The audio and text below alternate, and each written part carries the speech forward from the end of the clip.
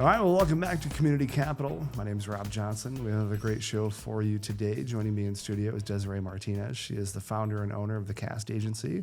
She's an author and a local resident here in Brighton. Desiree, welcome to the studio. Thanks for having me. As always, I love coming in. Excellent. So let's talk a little bit about what you do. So when you're out at a networking event and people say, "Oh, Desiree, what do you do?" What is that 30,000-foot view that you give people? I help people capitalize on their traditional marketing practices and bridging it to digital nurturing. Like that's like the sentence of what I do. When we pull back out and like look at the details of the things that I'm doing for people, we help them with oversight of their marketing through audit strategy and implementation. So a lot of times businesses will reach this plateau of like, I can't seem to figure out how to get to the next phase when it comes to my business. I'm locked in on things like my finances, I've got my operations in order, but this marketing piece is really bothersome. And the reason for it is that most people that go into business because they're good at business, not because they're like, I want to go into marketing, right? It's not like a thing that they're super familiar with, but the moment they open their doors, like that became their immediate second job. Is I am now also a marketer in addition to this doohickey skills task thing that I do that I went into business for. And so we just come in and look at like what they've been doing. We analyze their goals, what has and hasn't worked. We streamline things, a lot of organization, a lot of boring marketing stuff, but then there's also a lot of fun stuff like how can we connect with our community? How can we share our message and purpose and then take those practices and turn them into something long-term for everything that we do. So we try to make sure everything is intentional and tracked and can be reported back to like what has this effort yielded. Yeah. So how long have you been in the marketing space?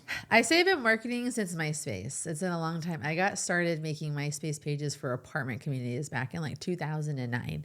So I've been doing the Internet of Things for quite a long time. I feel like I've been a social media marketer since before it was actually like a title. It was just it used to be just this thing. People were like, what's this Facebook thing? Yeah. And now it's like, we can't imagine existing without it. Sure. So walk me through what like a model client would be for you. What are you doing for them? What's a day in the life look like? And then when you're talking to them, because one of the biggest things I've noticed with clients when it comes to marketing is if they're referral based and they go into digital marketing, they're usually opening up a line item on their budget they've never touched before because they've been 100% referral based. So what does that relationship look like and how do you talk to them about return? So again, when I think through businesses, it's so funny when I talk about like referrals and networking and community-based stuff. I have been selling the internet to people in person for most of that time. So much of what I've focused on through the years is relationship building because I'm a super extrovert, which is really weird because I work alone in my basement most of the time. And so I'm like, I'm so by myself, but like I love to people and help and support them as best as possible. And so I sell them the internet in person. And so through these years, some of the trigger words that I have seen, like where I find that I can do the best work for people is around things like, I don't know what I'm doing. I don't know if what I'm doing is working. I have all of these grand plans and schemes and ideas, but I never get to execute on them because I'm busy running my business or doing the thing that I went into business for. And so a lot of that mentality of it, and also this whole idea of like, they're doing random acts of marketing and they don't know if it's yielding anything or they can't tie it back and continue to nurture and maintain those relationships.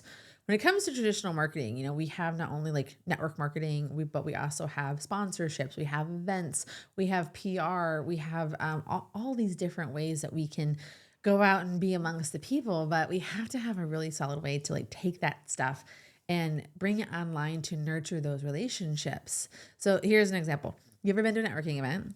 Once or twice. No, once or twice, right? And you go and you pass out your business cards with people or you get business cards from other people. Mm-hmm. How good are you at following up with those business cards? I don't. Right. And why is that? I don't want to. Why don't? A lot of times it's because people forget to. No, I'm just being honest. I'll give you my philosophy on it. And I'm probably in the minority on this. Okay. I don't take business cards to networking events.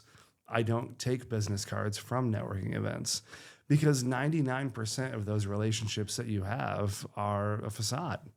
Okay. They're just doing it because they're there. What I tell people is if you actually want to meet with me, here's my Calendly, here's my phone number, just text me. Okay. If you actually want to get something done, then just text me. Right. But like, I'm going to give you my card. It's going to wind up on your kitchen table for 4 weeks and you're going to throw it away. And who cares? Yes. You know, so that is always my pitch to people when they're like, oh, do you have a card? It's like, no, but I have a phone. And if you want to text me, you can.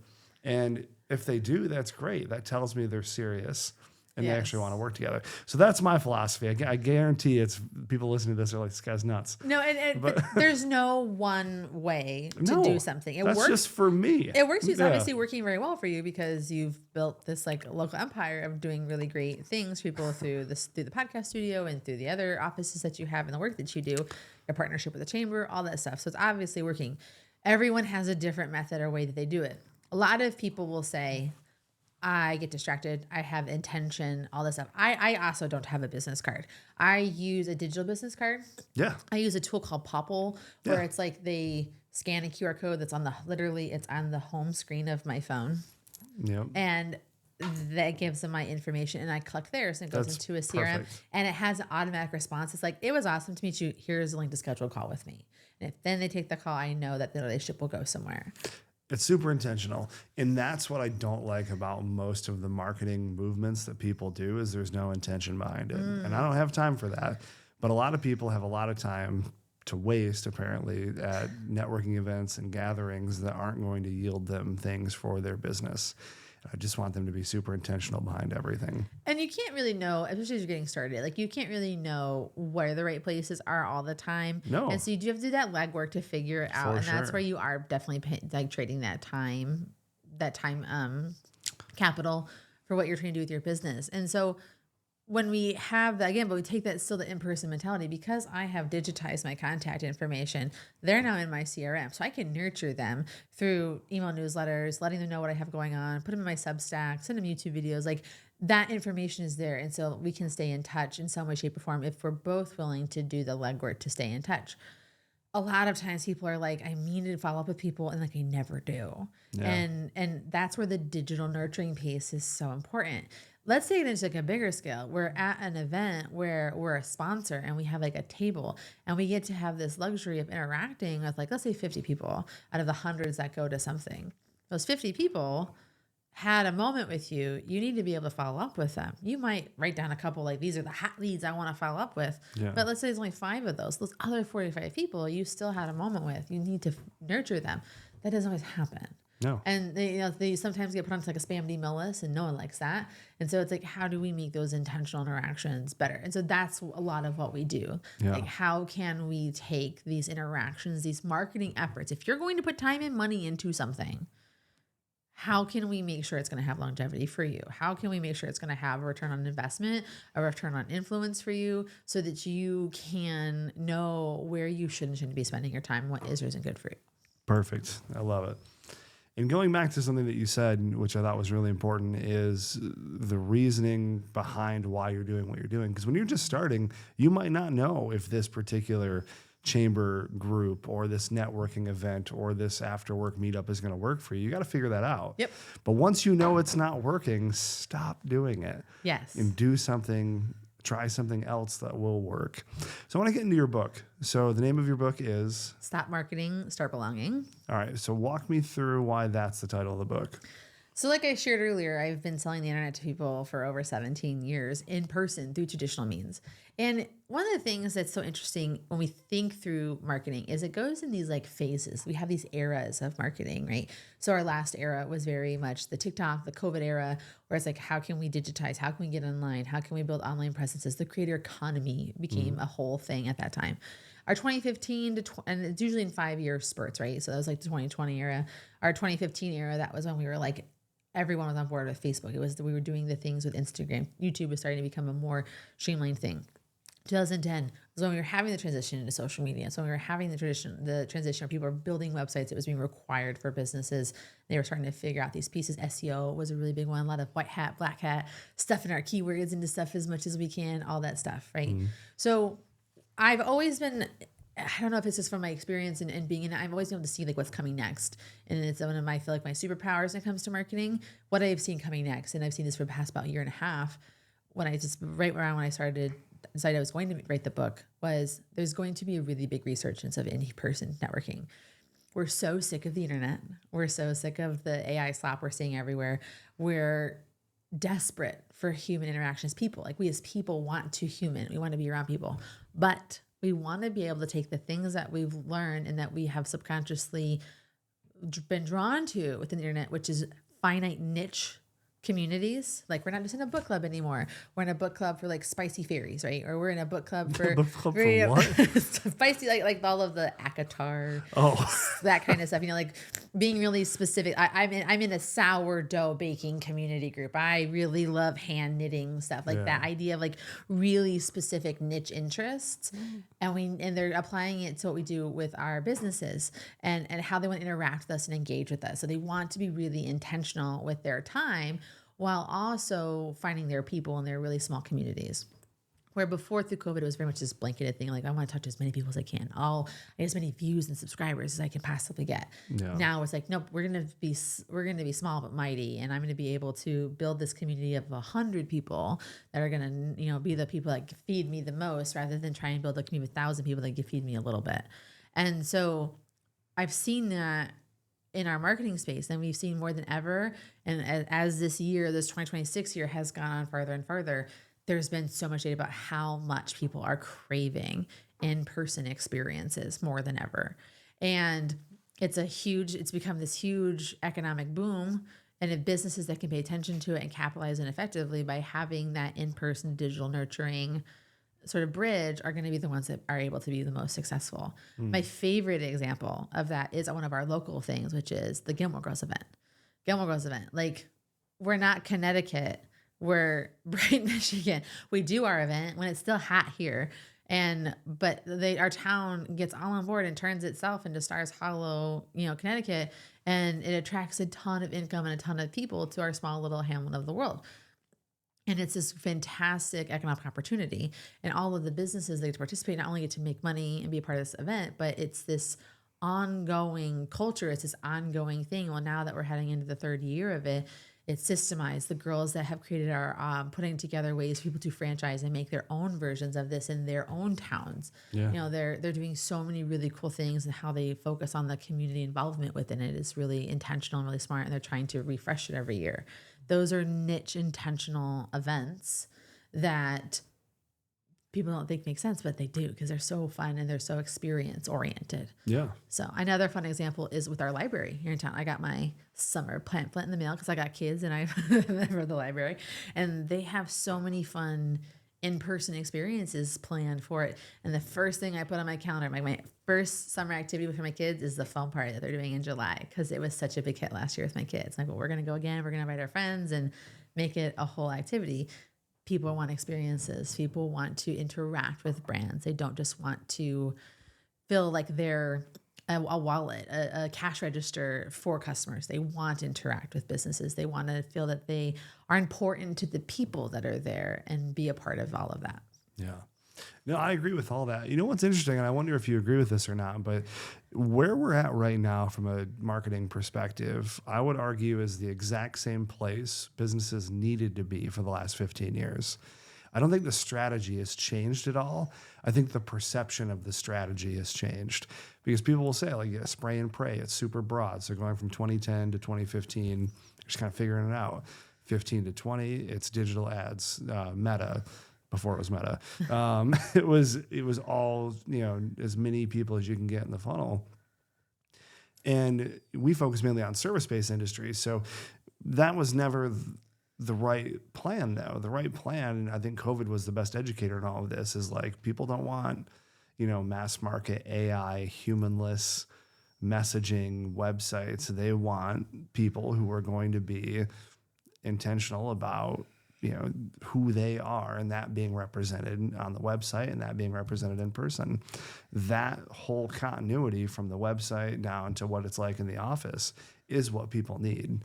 And that's always been what people have needed. Just now everybody's coming around to it mainstream, when it's been what has worked for businesses, I'd argue, for the last 150 years.